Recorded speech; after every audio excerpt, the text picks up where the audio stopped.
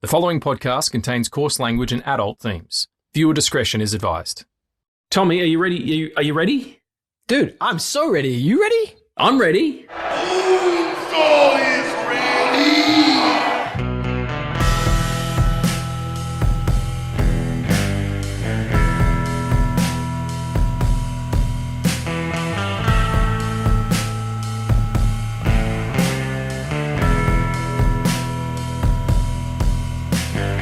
Picture this, ladies and gentlemen. Picture this, Regan, if you will. We are this week returning to the year 2002 of our Lord Peter Parker.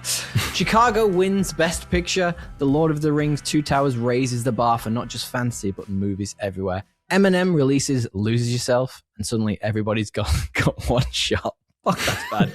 The Queen of England celebrated her Golden Jubilee. Meanwhile, 28 days later, reminds us that zombies can be fast and scary.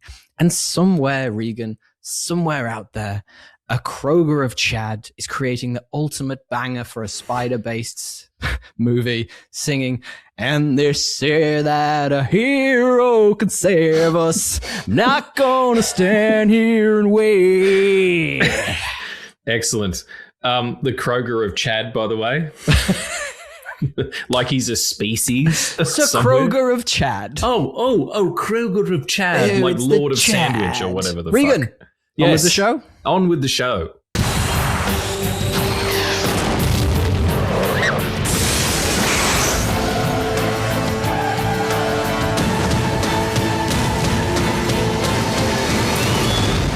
You do too much. You're not Superman, you know. Regan, why the devil are we talking about Spider-Man 2002 today? Well, it's a banger. And also there's another one coming out. There's a new one. It'll be that's Spider-Man true. fucking 17 or some shits if you were to be, Home chronological. away from home. Home away from Homeward is where Bound. the It's him heart and a is. dog and a cat. Yes, brand new home. I don't Brand know. new it's- home.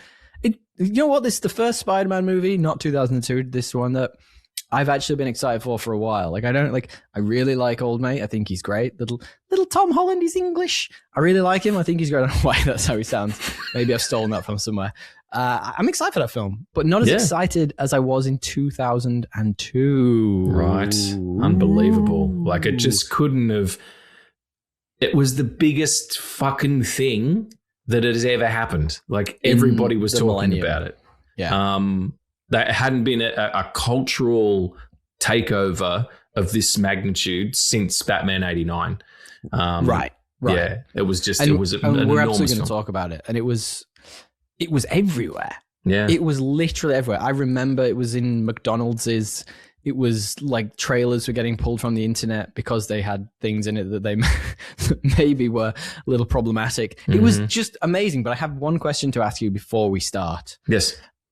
Are you something of a scientist yourself? I sure am. The science Not of only did it have such a big cultural sex. impact, it also had a billion memes made from it. Crying Yeah. Peter Parker, Willem Dafoe. It's like the grinny face by old mate James Franco is a bad dude. It was just excellent. I think the only person who has been memed more than Willem Dafoe is Leo, and that's it.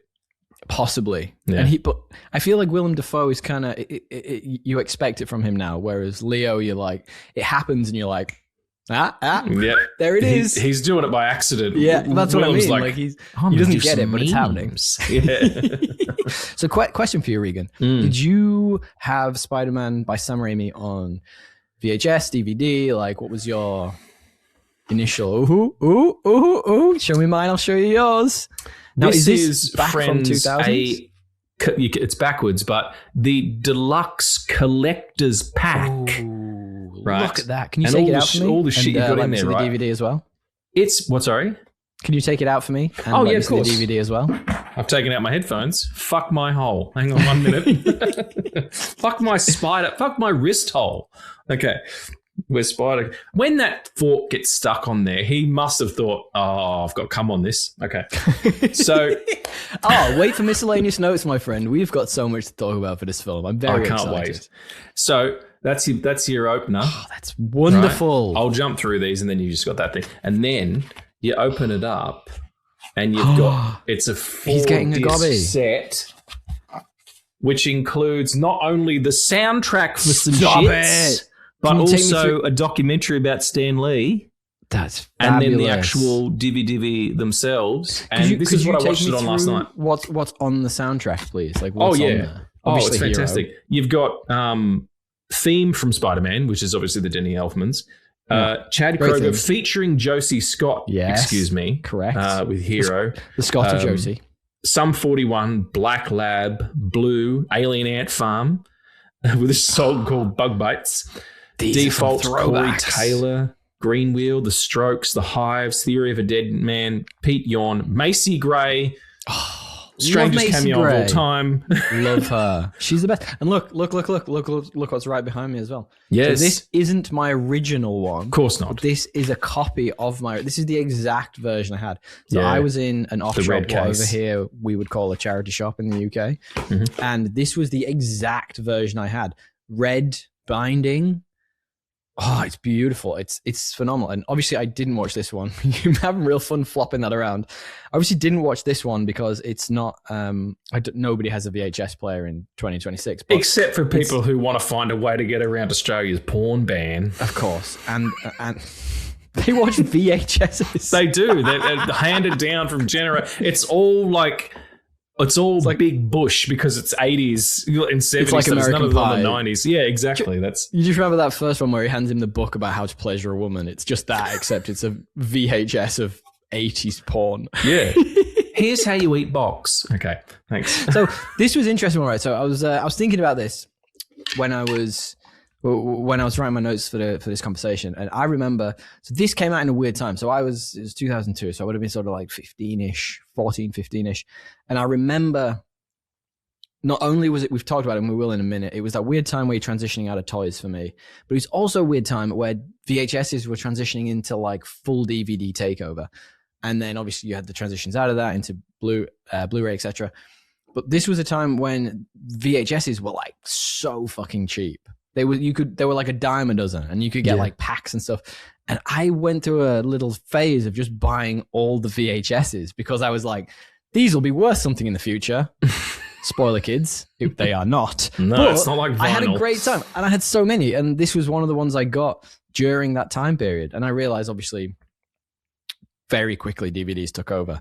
But I remember loving my VHS collection. I had weird shit like Snatch by Guy Ritchie and like Enter the Dragon, which is an all-time favorite movie of mine. And I remember I used to sit on a high school evening when I wasn't out doing things with the friends I had. Mm-hmm. I would sit. Or just at home wanna watching Snatch. I didn't want to. not the American Pie That's version. a double entendre, everybody. It's a double entendre. I didn't want to sit and watch whatever crap my mum was watching, probably EastEnders on TV. So I would go and I would sit in the other room and put on one of these rehearses. And this was one of the ones I watched all the time. So yeah, I loved my rehearse collection. I think I probably had it on VHS first, and then that DVD set would have come out, later on. But that's the one I've had for, and it's this film is strangely not on any streaming services. I watched it. I may have rented it. I think it was like $3 to rent. Yeah, but it's not on. You'd think maybe Disney would have them, or you know why that is, right? So this is a common practice in basically any of the streaming services. When if it's a franchise and there is a new one coming out, they pull it off whatever streaming service it is so they can rent it on other ones. Did you not know that? So it's a very common practice, and they do it a lot. And now you'll start noticing it because next time a fucking, I don't know, Jumanji comes out, which by the way, we should put on our list, you will notice all the Jumanji movies come off, I don't know, Prime. What are they on? Whatever they're on. What's the film called? Jumanji? What am I saying it wrong? I think it's Jumanji, but whatever. I mean, that might be saying it's the same as you. No, you're not. No, you're not. Everybody, we all know. Jumanji. These foreigners, they come over here and they say Jumanji wrong. Like it's just, You're saying Jumanji. no, I'm saying it wrong. Jumanji is what I thought. Like you hit the A like a U, and you're saying Jumanji, and you're hitting I'm the just A. saying. I'm just saying it phonetically. Jumanji. You're probably right. I mean, like you. I love that this is a sticking point for us. Just culturally, like it'd be more likely that you're right. I mean, yeah. You're also better educated than me, dude. Like you're the smart one. I'm the smutty dumb one. I am remember? absolutely not the smart one. Regan, let's talk more about this film. Let's do a bit of review rewind. Talk Yes. to me about your memories of this film. Well, it's funny too because it came out at the perfect time for me. 2002, I was in my second year of film school and I was learning all about this stuff. And I had been a huge I literally have a Spider-Man poster right there in front of my desk. Huge Spider-Man fan. The very first, actually, hang on 1 second. And they say that a hero can save us. I'm a huge comic book collector. I've got hundreds of the fucking things. And the very first one I ever got was this. Oh, wow.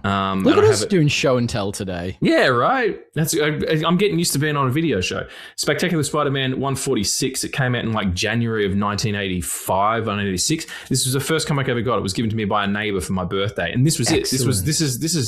This is ground zero for my entire creative life. That's amazing. Came from this comic. And when the Spider-Man movie came out, like I said, I was in film school and it was like, it showed what was possible with the industry I was about to go into and how these two things would connect. Even though I don't think now if I had the opportunity, I'd have the chops to do it. Back then I would have jumped at the chance to make a Spider-Man movie. So yeah, it was really critical. And I watched it. I went to the cinema to see it 6 times. 6 times. 6. Jesus. Loved it. Fucking loved it. It was just hit all my buttons. This walked so the MCU could run, is how I feel. Obviously, Blade came before this, but obviously Blade was, for an more mature audience. And then you have the X-Men that was very slightly before this. So I know I saw them both at the cinema, X-Men and this at the cinema. I have vivid memories of it, but I have stronger memories of seeing this than I did X-Men, even though X-Men is like that first one. Goddamn, 2000, one of my all-time favorite films. Like huge Jackman, up there on the Eiffel Tower. He was not on the Eiffel Tower. He was not. On the That's Statue a different of Liberty. picture altogether. Yeah. Different film. Oh, they should make that. X-Men. Just remake X-Men, but have the third act in France. I don't know how profitable that'd be. Someone will do it in AI. So this would probably then. This can't have been your first superhero movie. It must have been X-Men. No, right? I mean, like probably the Batman's were my first, true, and true. Superman that we've already done 78 was huge as well. But this was the first one where I was in 2002. I was 20, so I was young enough that I didn't think it was weird to go and see it as a nerd because you worry about that shit when you're young. But it took over, and it was kind of and not in a smug way. It was kind of hey, I told you about all this stuff. I was right. Like the meek shall inherit the earth. The nerds took over. X-Men did this. Spider-Man came out and was the first film to crack $100 million in its opening weekend. And then the second one came along and blew everyone's tits off as well. So it kind of felt gratifying to see these things become cultural icons. And now it's just insane. Oh, yeah. I mean, it is the box office for the last, or at least 2010s. It was literally all the box office. These superhero mabobbins. Yeah, and I mean, this film's kind of quaint by those standards. But in a nice way. But like looking at it and like watching it this time. I reckon I've not watched this in maybe 5 years, maybe 6 years. I reckon I probably watched it around the start of COVID. So yeah, probably about 6-ish years. And it brought up so much nostalgia, not just from the movie itself, but like all the stuff around it. Like I joked about the merch. And we talked last time about sort of, I was in that weird age. So like 2002, I was like 14, 15 and you're obviously looking at girls and, you're doing all those things and all boys, we've talked about it, whatever you want. But like 14, I was still in that weird middle ground where I was, I still could have played with toys if I'd have wanted to. And I didn't know if I should or could or would. And I remember seeing the Spider-Man toys and being like, they're fucking cool. No matter what you say, Regan, they're cool. Oh, here he is. Here is this from 2002? No, this is much later. Excellent. This is the Mike Waringo design from Spectacular Spider-Man from, it's much different now. 2000s. I feel like, so, and it's really interesting. I had this conversation about, funnily enough, Pokemon cards randomly. I have a minor obsession. He's just going to stay on your shoulder.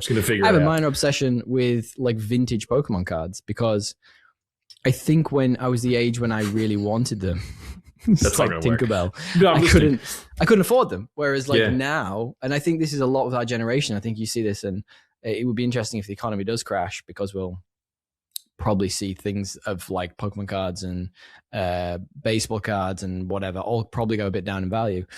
But like, because I have that little bit of extra income now, I'm like, I want that Spider-Man toy. You know what I mean? Like now I'm like, I want it.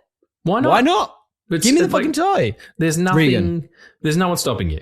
If you're an adult, if you want to eat cake for dinner, you can do it, motherfucker. I'm telling you. If you want to do, why is no one told me this? Why have I been actually supervised my whole life? Thinking about review Okay, rewind, Manny. there's a couple of things. Peter, at the beginning, Peter Parker is a bit of a creep in this. And he's such a fucking dork. Yeah. But I think that, he's taken a lot of photos. He lives across the street from it. Their bedrooms are adjacent, and you can see in there. He's taken a lot of pictures of it. Like, can I get your picture for the paper? If this was set now, he would go home and use those photos to make AI porn of her. I'm not saying it's right. I'm saying it's probably happening. He was a nerd back then, so I mean, there's strong potential. He had, he's a smart guy. Just saying. He might have cracked the AI code in fucking 2002. Well, if Tony Stark can do it, and create one that's in his entire head. Very true. Yeah, no, I know exactly what you mean. That, and probably other weird shit with those pictures. There's a lot of moments through this film where, like, as kids, you'd be like, oh, yeah, he's, go on, get the girl. But now you're like, oh, God. It's very romance heavy. Like, the reason that he manages to summon the will to beat the Green Goblin at the end is because he alludes to the fact that he might go and rape Mary Jane.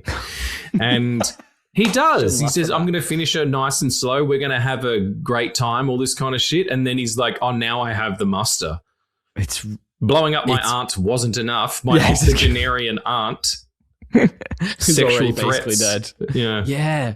And I mean, like, talking of the actors in this, Tobey Maguire, one of the first I remember actors getting in shape for like a role, especially a superhero role. He was in great shape for this. Yeah.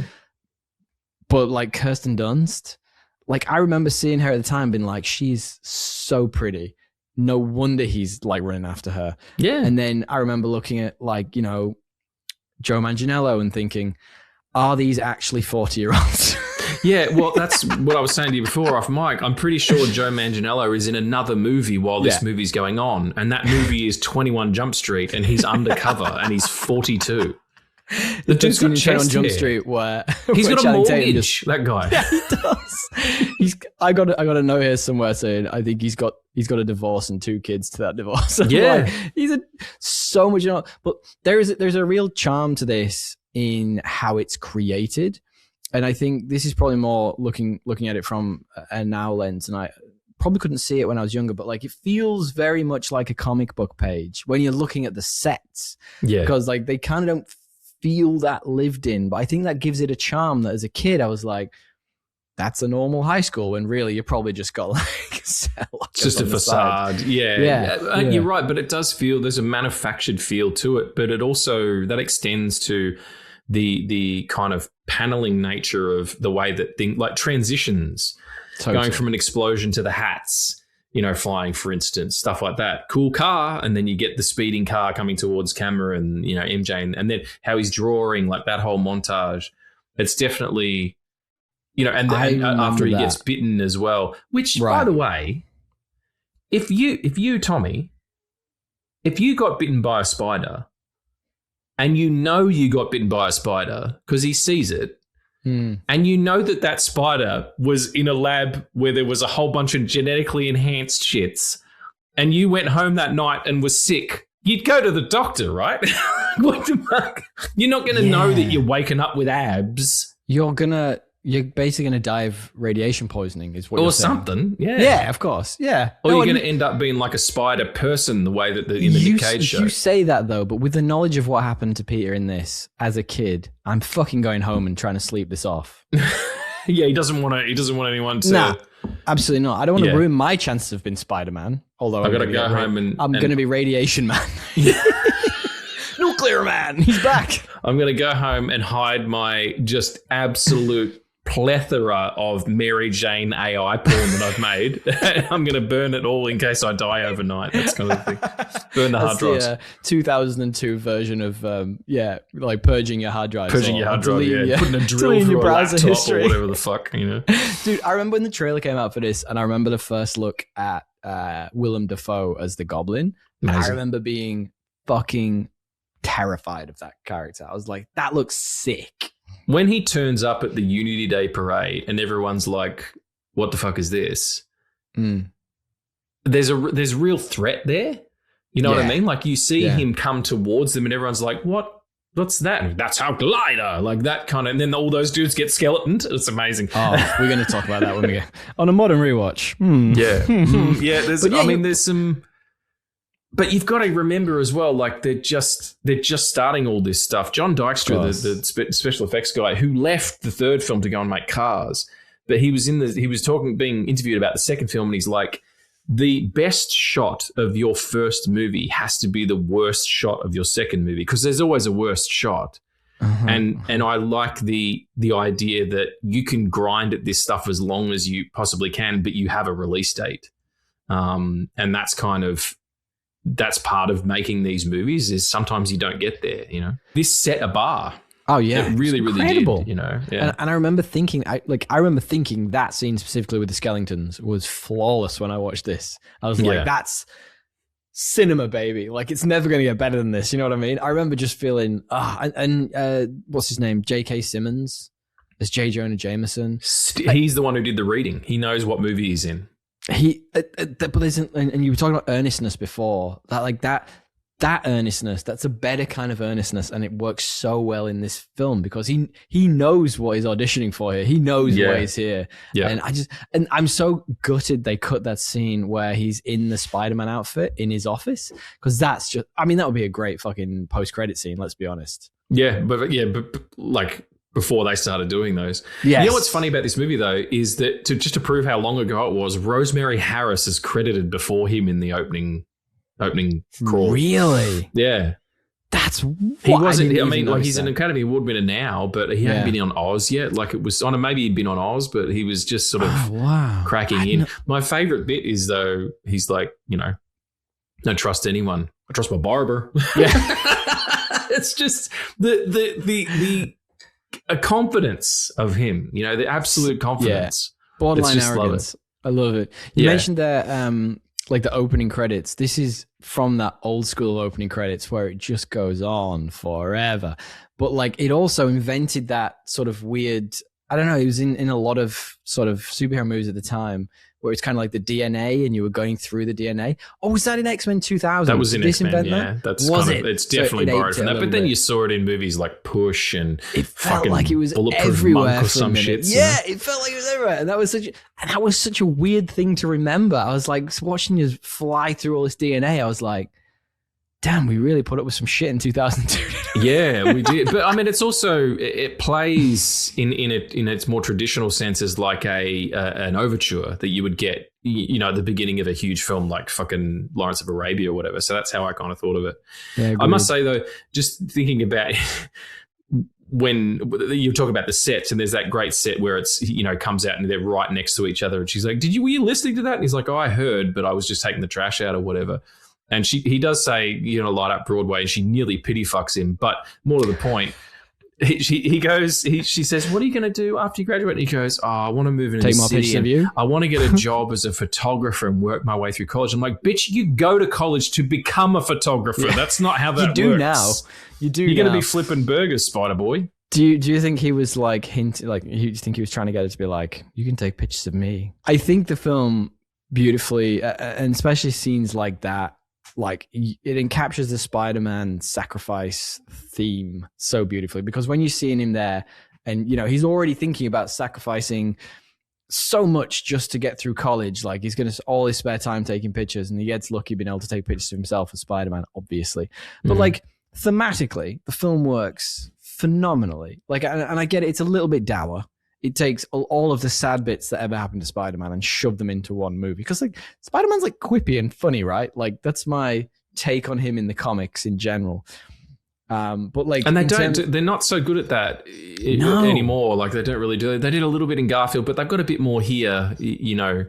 But it's sort of there's some gags that kind of land really, really well. Like, you know, go Web go, like that killed in the cinema. Even when I went to the Astor to see the Spider-Thon a few years ago, and they did all of them. Like that one was, you know, the biggest laugh of the whole thing.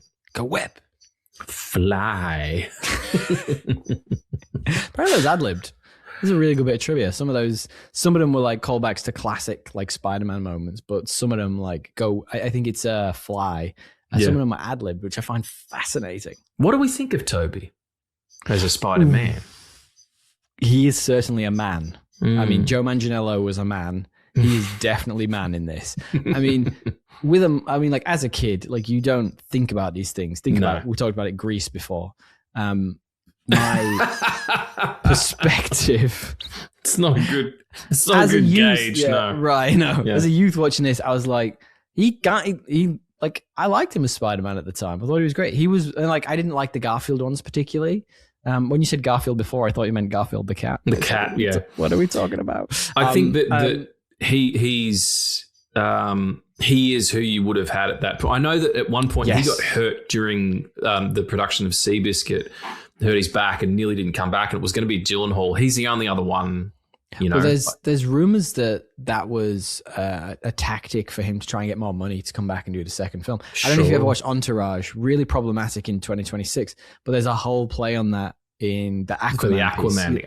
Yeah, it's fantastic. Yeah. And then they even make a joke in Spider-Man 2 where he falls off the building and he hurts his back. It's like, my back. Yeah. It's great. Phenomenal. Excellent. But is he your Spider-Man then? Is he your like OG? Yeah, I guess. I mean, I like the first Garfield movie quite a lot. I think he's a much better actor than Toby, but Toby's got the chops, man. Spider-Man. Like that moment, he's real thin and like he looks like the he looks like the Ultimate Comics. Yeah, or he looks like the Steve Ditko, like the original kind of like gangly thing. Like Toby's, you know, short and buff, but he's also got the juice, man. Like, but just before the juice. He's got OJ Simpson. Can't get those gloves on his mind. He can't because they're stuck because of the wedding.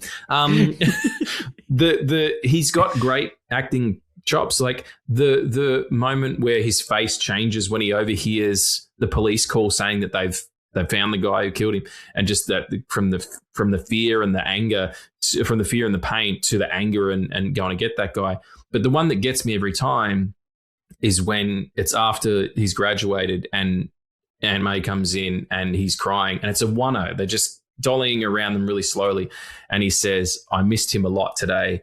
I can't stop thinking about the last time we spoke. He tried to tell me something important and I threw it in his face. Like that's proper acting that's going on there. Yeah, it's such heroes born in tragedy always works, but it's such a great motivator for someone so young. Totally. And guys, Uncle Ben, by the way, that's my Uncle Ben.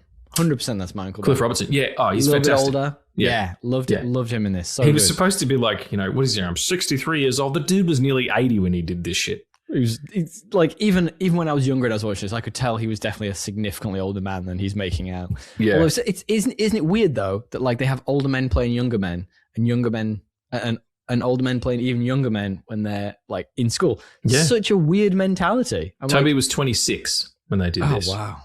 Playing a 16-year-old. Yeah. No, well, sure. Yeah, 16, 17. He's about to leave school. How white trash is MJ's family? So white trash. What the fuck are they doing living in Forest Hills? Like, do you think he's punching down? Do you think he's just like? Do you think he wants a bit of trailer trash? He's like, he wants no. Oh man, the line that after the terribly awkward Thanksgiving dinner, like that. Oh, I love that. He basically says to his son, dump a load in her and then brew get her. out. Like, yeah. He's like, get the fuck out of there. Yeah. So maybe I think he wants to save her. Toby wants to save her. He does. Because he couldn't save his parents. It all makes sense. That's even that line I remember being heartbreaking in the cinema. You know, when he's having the argument with Uncle Ben, he's like, stop trying to be like my dad. I remember. He says, no, he's like, I know I'm not your father. And he's like, then stop pretending to be, you shit ape. Little fucker. Little 16-year-old shit. 16. He is, man. He is. But it's funny you mentioned about the changing of face with Peter, because that scene where Willem Dafoe is talking to himself in the mirror and his face is changing and he's got the So goblin great. is like, and obviously this came out the same year as the Two Towers. The parallels are just phenomenal between those two performances. And I know obviously the mocap suit and Andy Serkis is fantastic as Gollum, Smeagol, whichever you choose, but this is just as good as that. I feel like there's like the difference between the performances is huge. They also set it up really well in the sense that when it first happens, when Norman first becomes aware that the goblin is now an aspect of his personality, he turns around. I'm right here. And he turns around in the mirror and he walks towards the mirror as the goblin and then, has a drink and then smashes the glass. And as soon as the glass smashes, his posture changes. He's back and he's having a conversation going back and forth. And so you see that in the wide and then they cut to the close up back and forth. So they set up really well. Like Sam Raimi's a fucking great director. Like he's a fantastic director. He cut his teeth doing some really good work before getting, it's not like he did one great indie movie and they gave him the Eternals or whatever the fuck. Yeah. Not that I don't like Chloe Zhao, like, and she's incredible, but she may not have really been the right pick for that. Here's a question for you. Mm. That is probably my most memorable scene in this film. Maybe second. What's yours? What's your most memorable scene? There's a couple, but I think probably I watched the final swinging sequence about 100 times when I got the DVD, and I'm not even kidding. Like I went through it and analyzed it, and it's so accurate to the comics. There's it's different poses he's making that are straight out of Ditko or Kirby or a lot of Todd McFarlane stuff. But the first wall crawling sequence is like perfect comic movie beautiful shit. It's so well realized. It's really, really simple. All they've done is put a camera on a dolly rig and he's, dutched the frame. It's great. And then the other powers you kind of understand. Sorry, what's that? He loves a Dutch angle, Sam Raimi. And they look great. They work perfectly in this vein. Needs to. He's great at doing horror as well. Like that moment where you're gonna say mine. I know you are. The scare moment? Yeah, my most memorable scene from this is where it is the jump scare where the goblin is dressed as an old lady or just has a wrap around him, and he's in the building that's on fire. Yeah, and Peter goes in to try and save her, and then he turns around and is like, "Ha!" And you're like, "Ah!" And it's a scream. It's a yeah, and the flip. And the pumpkin blades and him like ducking between them, like just great stuff. I was doing that definitely wasn't what he was doing. Cutting shapes. I'm Neo from The Matrix, but on fucking acid. 100%.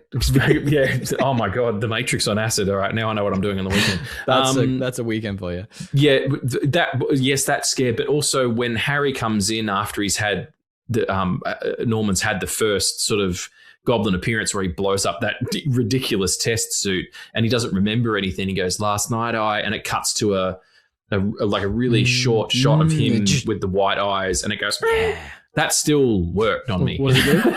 I just went, a little bit of wee, then got to go. What does it do? It goes,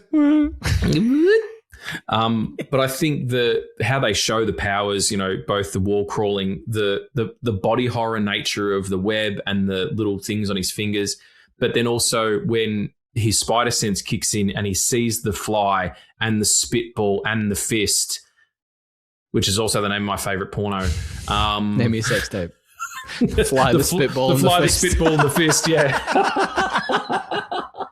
that's filth. But yeah, I think that's kind of. Okay, so I asked for one, and you gave me about 12. So No. Also, which is your most memorable? The wrestling scene with Bonesaw. Bonesaw, he's ready. Bonesaw is ready. You've got the ladies who are like giving him shit as he walks down the thing, and I'm pretty sure that kind of he likes a bit of femdom stuff spider. Now. Yeah, he goes, "I'm the human spider. I don't care." The guy on screen. Is that the best you got? Yeah, exactly. Great, fantastic. He's good in that as well. He's excellent. What a little cameo. When I watch these films, Regan, and I do this every week, I like to decide which person you are in the film. Oh, and try I'm and so keep excited along with it. If you fucking say Harry, I'm disconnecting the call. That guy's a shit ape. No, it's worse. I was going to say pre-powers Peter.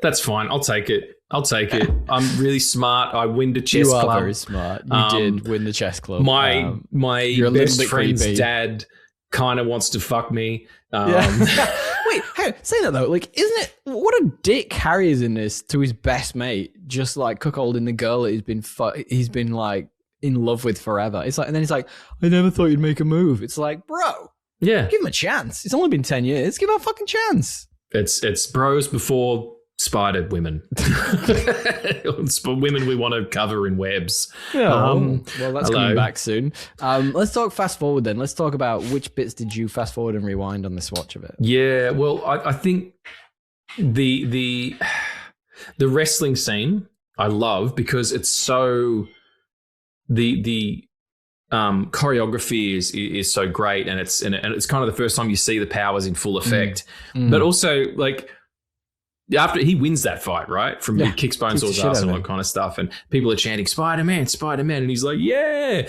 Do you think later on when he's like saving all those people on the trolley cars, someone's like, I'm pretty sure I saw that motherfucker at a wrestling event. He fought Macho Man Randy Savage. I mean, Bonesaw, sorry. New York's a pretty big place. You can probably get past it. Yeah. And I think probably the other one too is, look, I'm not going to bring up the nipples. Yes, you are. You're expecting me to, but our audience deserves better than that. You hear that, folks? I'm not going to bring the nipples up. I'm not going to bring up the erect nipples during the upside down kiss, which might be one of the best kisses in motion picture history. It's hot as fuck. So are we changing this from fast forward and rewind to pausing? Because clearly 19-year-old Regan was shooting some fucking spider webs over that scene. He's just like, go web, go. It was a really well-timed joke, but it was also so accusatory, like pausing, right, Riggs? You fucking filth. The British Empire says no, Regan. I was single when the film came out, so maybe. I mean, I can say most young boys probably enjoyed that scene more than they should. Fuck, man. They made fun of it on the MTV that year. It was like Sarah Michelle Gellar and Jack Black doing that scene, and she had like fucking... Well, you obviously know the trivia behind that scene, that the mask was holding the water in and he was technically nearly drowning. Yeah. Well, look, sometimes you got to suffer for your art. I mean, he fucking suffered for this. Maybe that's why he's such a prick all the time. Yeah, very possibly. I don't think there's anything... fucking killed me, man. Oh. That I fast-forwarded in this film. There was a few bits that I rewound to. There was there's a scene when, and this is always kind of baffling me about Spider-Man, and you can tell me your POV on this. There is a meme where it's a picture of Tarzan swinging, holding Jane, and the caption is how is he holding the rope? And then like there's a like a joke version of it where someone's drawn like an outline and he's just got the rope between his bum cheeks, which is how I feel about this movie, because there's a bit when he's flipping away with Mary Jane and he's switching hands, and I'm like, how the fuck? Wait, what? Maybe he's holding on. She's holding on to him, or also sometimes he thwips, and you're like, "Where's that web going? There's no beauty in there. There's nothing over there. What are you doing?"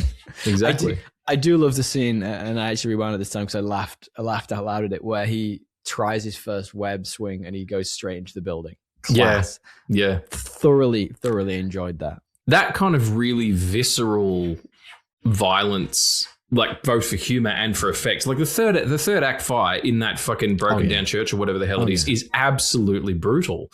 Yeah, it's so good. The hits are so much force behind it. You know? He's like bleeding, and there's like he's like sweaty, and there's like fucking spittle coming out of his mouth. Oh, it's great. Yeah, it's really well realized. She's a bit of spittle. He saw those nips again. He was like, and it was like, I mean, fucking Norman Osborn gets impaled by his own shit. Don't tell Harry. Thunk. Good night. I'd be like, bro, What am I not going to tell your son about? This is, Yeah. You killed those people. Yeah. Let's I'd talk have about done the it. modern The rewatch. first call I would make would be to Harry. We're starting to talk about the modern rewatch. Let's do this now because that's one of my key points for this film where I'm like, no. I'm sorry, but no. Like you just like, it's ridiculous. The fact that Peter has any loyalty to this guy who's tried to kill him multiple times, tried to kill his aunt, tried to kill the woman he loves, tried to kill a bunch of school kids for no apparent reason, killed a bunch of executives. What loyalty do you have to this psychopath? Yeah. No, and like how much more difficult is that friendship to maintain? You know, he doesn't even need to tell him he's Spider-Man. He can be like, I was there taking photos because that's what I do with the Spider-Mans and I couldn't stop it. And that's what happened. You know? But it's, it's great line though. Great line. Godspeed, Spider-Man. Yeah. Love it. He's like, he's playing the, you know, like he's playing possum. He's like, I'm your friend. I'm like a father to you. And then he's like, Godspeed, Spider-Man. Love it. It's that, and then you get the cut where the thing comes and he's like, oh, it's like just for a second, and then it stabs him like that. The weirdness is there, the strange edits, the jump cuts, the body horror, the comedy. That's all Raimi. Like he totally. 100%. There's so much of his DNA in it, and it's such a comic book movie. It borders on melodrama. Yeah, you know. Yeah. I mean, you've seen the footage of them testing the alternative Goblin mask, right? They had like a very comic accurate kind of one. Yeah. I fucking loved that. I was like, they should have used that in this film. It would have looked less like a fucking Power Ranger dildo. Like, you know what I mean? Doesn't it? I think I in hindsight, I really like the Goblin thing because I get what they're going for. It's supposed to be a military tech. He's sort of hijacked. I kind of get it, but I really like that one they almost used, the alternative one. Yeah. I don't know why they didn't. There's got to be a reason for it, but it just looks sick. It might have been harder to animate for like CG stuff, like to give something shape. Like, they might have scanned it, be like, this will take 4 times as long to animate, when we have to do things. Yeah, exactly. They weren't ready for that, you know. Thinking about the modern rewatch, like it still looks like something. It was shot on film. Bill Pope, the cinematographer, had just come off making 3 Matrix movies at the height of his powers. There's none of that flat-ass digital shit. All of the action's really great. Like, it's so deliberate and balletic, and the cutting rhythm is there. There's, whereas now they just kind of shoot it and put it together. And it's like, there's nothing going on that's really interesting. Like, you're just supposed to be impressed because the guy's in a Spider-Man costume. But this had to do a lot of heavy lifting in order to get you to buy into that. And I think the thing that that is really, really critical about this film, and that you'll forget when you're watching it, is that like it's almost a quarter of a century after it was made, right? Like Spider-Man swinging through caverns like on screen had never been done before. Like it had never, they built special camera rigs for it. It's called a spider cam, and it goes through the canyons on a cable. It shoots at 6 frames a second so that it's much faster. That had never been seen. It had only been in comic books and cartoons at that point. And now that we've seen like movies, dozens of movies and movies adjacent to him, it feels like they're just trying to find a new way to do that as opposed to inventing it. And that's what this film, like really, where it really sings, is that it had never been done. No one did. It was like in Superman, with like, you'll believe a man can fly, you'll believe a man can swing, motherfucker. You really get that's such a poignant point. It's so true. I feel like they got really good with the Garfield ones. People really like those, but this is still the OG, man. Like I don't see like it just feels original to me. Whereas now, like you probably do good shots with drones and stuff, making it look great, but I'm just like, this is where it kind of started and ended for me. You asked me earlier, and I never answered your question, is this my Peter Parker? Yes and no. My Peter Parker is actually the animated series one from the cartoon. That is how I imagine Peter Parker. He's maybe a little too buff. Yeah. But that's how I imagine him. With the Argyle sweater on, like buff, like that's always the Argyle, yeah, always the Argyle, and the theme song. Put it in right here.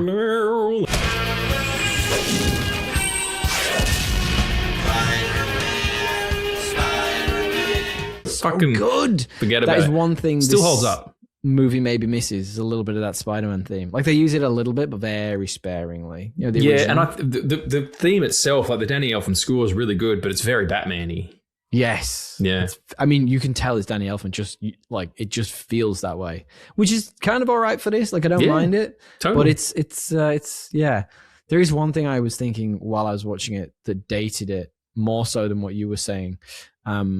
Which, and you sort of mentioned this earlier. It was like the cuts, like the basically, it was basically like fucking like wipes on fucking PowerPoint. And sometimes you're like, what are we doing here?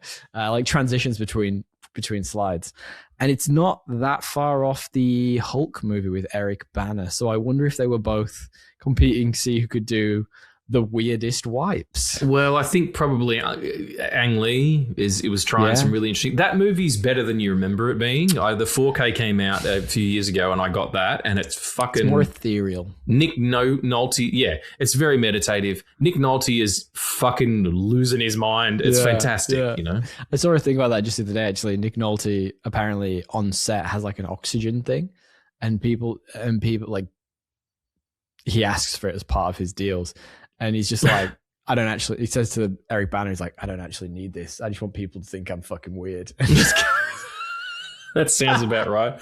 Well, you're doing a good job, mate. Dude. Yeah, he's a weird looking dude. I think a lot of it holds up. Like even the skeletons we mentioned before, they look crap, but I think the nostalgia of it makes them hold up to me. Do you know what I mean? Like there's so much of this that in a modern rewatch, I should sit there and go, this is a bit shit. Like I watch all the shit that comes out now. We just talked about this. I know it's a disclosure day on Podcast Assemble, and the CGI is crap.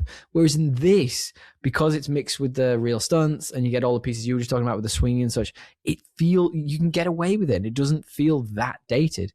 And on top of that, you've got this extra layer of, you know, Toby and Willem Dafoe, who are two actors in their pomp in this. Like they're obviously very early in their careers, but maybe not Dafoe. Like he'd been in Platoon, and you know, one more so than the other. But definitely Toby is, and it just works. Yeah, the whole movie sings, and it's a real perfect storm. And we'll get to that when we chat about when we do the game show, but and what exciting. could have been, you know. Is it called The Perfect Storm? Is it about that movie with George Clooney? Is that what we're doing for the game show? You know, it's going right into the eye of the monster, or whatever Mary Steenburgen says. Fantastic. But yeah, it's such a fun rewatch. It really fucking holds up, even more than I thought it was going to. I haven't watched it in about 5 years either, and I just had a fucking great time. It was a good, fun night with Spider-Mans. I would say, and going back to my original question to you, I'd say this is probably my OG superhero movie. I know X-Men came out before it, but this is the one that I look back on probably with the most reverence. I don't know if that's how you feel. Yeah, I think so. Like in terms of it capturing my, because like I said, I was 20, it captured my youth, and I was like, we can do this now. Like they had existed only in this comics form for me, you know, and then all of a sudden there he was, and it was. Hey, you lied. You told me you watched the 1980s TV show. I did, but I mean that's like, you know, that was way better than this. What are you talking about? There's one where he goes to Japan. Oh, is that? And he fucking fights ninjas, which is what he's about to do in the new one. Yeah, he is. James Cameron in 1993 wanted to do a version of Spider-Man and was trying to cast Leonardo DiCaprio in it. My question to you about that is, I love that piece of trivia, by the way, fantastic piece of trivia. I'd love to have seen that film. We've already done a James Cameron film. Could he have done a Spider-Man film that's about hating women? He certainly would have given it a punt, because fucking would have, wouldn't he? That's actually one of my things, one of my questions. So yeah, okay, right. Did you read the treatment that he wrote? It's available online. No, is it weird? Absolutely bananas. Yeah, brilliant. Like I bet you will love it. Well, that's the thing as well. There was just 1 second. Sorry, I just need to this isn't prep for a gag. Like I'm not doing a gag. I've just got a couple of things here from the IMDb's. Christopher Columbus was offered it, but he chose to do Philosopher's Stone or Sorcerer's Stone, whatever the fuck you want to call it. The Harry Potters. You're in.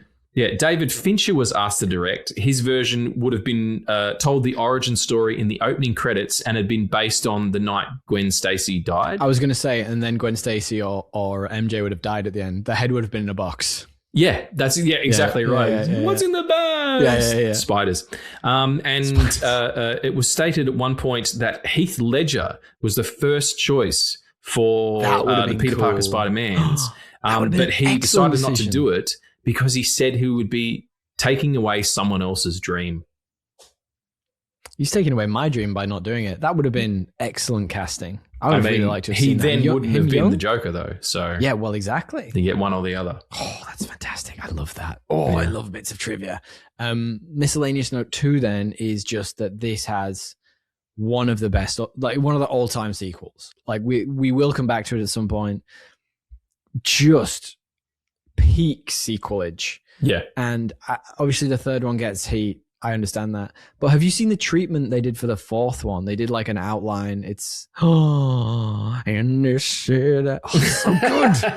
Do you know, stop doing stuff that might show up in the game show. Yes, I do know they were going to do a fourth one. The fourth one, fabulous treatment. So interesting. I think it was the Vulture they were going to look at having in it. Anyway, moving on. Taking all my questions. I have 2 pieces very quick. Oh, God damn it. I'm already winning. In the scene where the school kids, we're going to say this because they are clearly 40 and have, mortgages and divorces and such. Yeah, gout. They've got fucking gout. Joe mentioned all this got gout. He's a 40-year-old man who's lost all his money in the Great Depression. Hair. Yeah. In the Great Depression. He did 2 tours in Nam. Oh, fuck. And he's back in high school. The kids are visiting the Oscorp building, and one of the genetically engineered spiders is missing.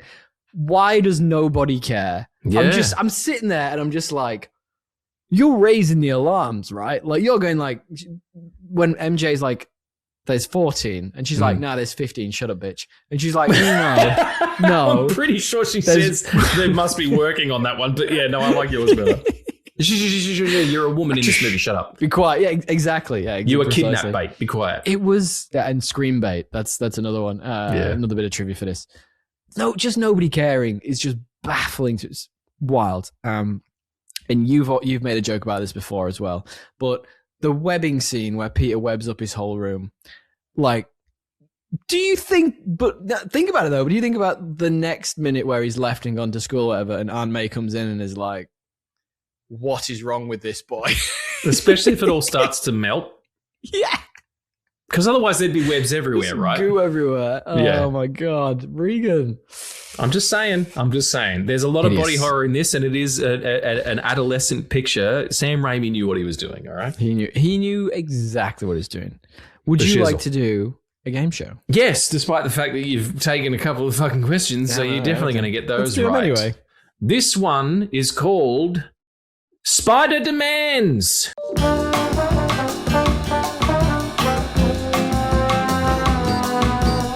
Spider Demands is some questions about the what could have been of the Spider-Verses. The different We've already ones. answered them all. You've done a little bit, yeah. So, Sam Raimi directed the trilogy of these films, but which record-breaking blockbuster director was set to direct a version of the film based on his very own, very adult screenplay in the mid-90s? Yeah, that was Jim Cameron, right? Yes, exactly. I wrote these before I knew what your notes were. I'd absolutely forgotten that it is super adult. Like you were mentioning the treatment for it before. Like it's supposed to be really weird, right? violent, and he fucks Mary Jane on like the Brooklyn Bridge or something like that. I'm telling you, Leo. Yeah. Well, that's the other question. Who was to play the titular character in that film? Leo DiCaprio. It was Leo DiCap, and he probably would have pulled it off. DiCaprison. They could have done that and then gone. And Kate Winslet could have been Mary Jane. Could have been. And then go and do Titanic later. Together. I wonder how old he was in 1993. He would have been around the same age as Leo because they were in the Pussy Posse. Right. Yeah. Pussy Posse. Yeah, it was him. So he would have been around 16-ish then, or 17, because if Tobey, that's his name. It's not Toby. It's Tobey. Was 26. That's 10 years before. Yeah, you're right. Yeah, right. There you go. Maths. Maths. Do I get a point for maths? Spider maths. Yeah, well, you've already got 2 points by default because you do too much research with this show. Stop being inquisitive. You fucking just stuff I know. Yeah. Drew Goddard. You know Drew Goddard? I know of him. He wrote Project Hail Mary, and he's done lots of other stuff, but he left his job as showrunner on Netflix's Daredevil to work on which Andrew Garfield Amazing Spider-Man Universe spin-off movie that never got made. Was it The Sinister Six? The Sinister Six. Well done. Because that was a movie of setups that never occurred. It was the weirdest film I've ever watched. It was just like, you know, that post-credit scene where he walks down into the basement and there's like the vulture wings and the fucking spider tentacles. And you're like, what are we doing here? Yeah. And then they're just like, let's just put all the originals in the next film. Yeah. Let's not recast anybody. Let's not do that. Okay. 3. Gosh. Same as J.K. Simmons. He ruined that role for everybody. You know, he can't just go back to him. No, he's just so good. Exactly. We didn't talk about him enough in this. Sorry, go on. Huge highlight to the film. And so great in the second one as well. Like, you know, just fucking steals the show. Huge highlight. You know? Who's that? Yep. And Betty Brant calls you and she's like, your wife called, she's lost the credit card. Thanks for the good news. Like, just that. And the bit where he comes out and Peter says to her, he's like, I'm a photographer. And he's holding a thing. I'm like, dude, your game is shit, even though you're Spider-Man, you know. Awful. But that's kind of the point. It is. Sam Raimi was set to direct a 4th film in this series, but plans were abandoned in favor of Garfield's reboot. It was also because they had problems over scripting.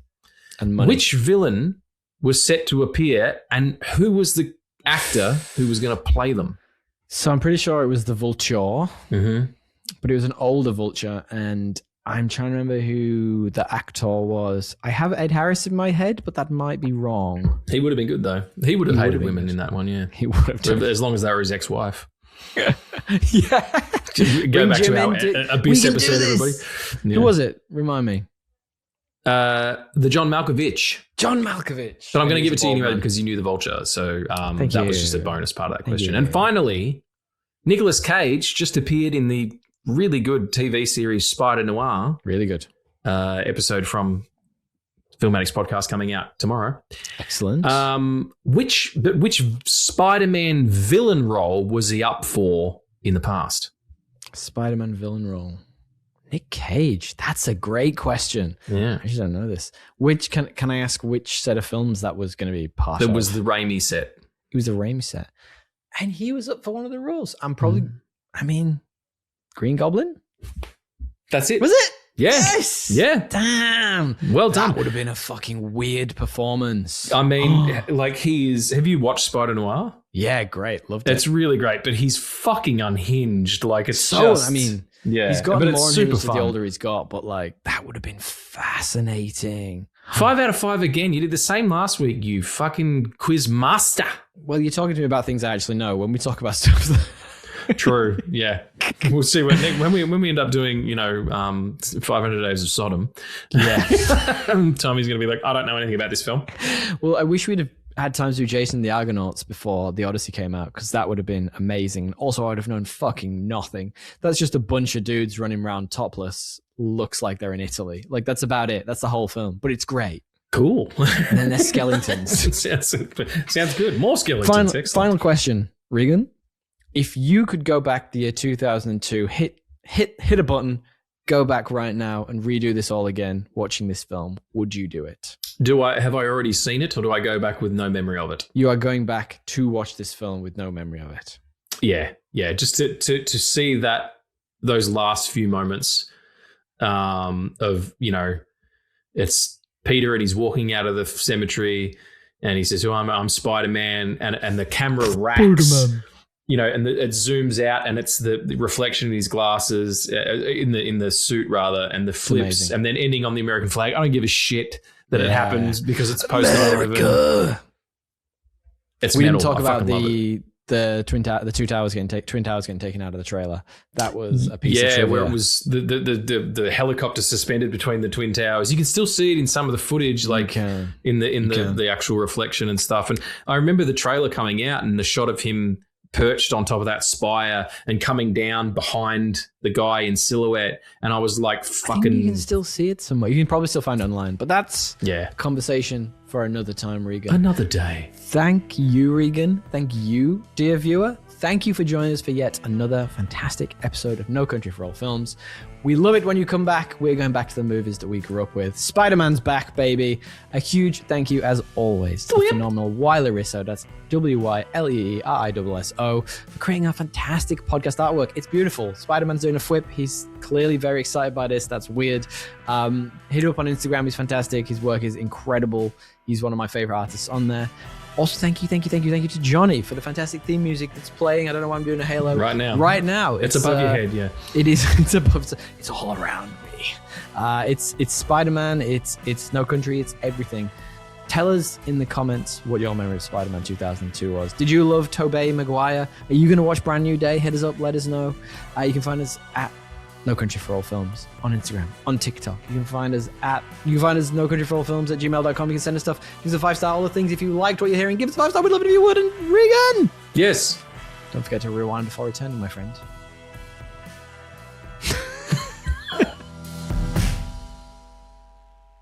Bonzo is ready. The Kroger of Chad, you fucking moron. I love it. I don't know what's going on today.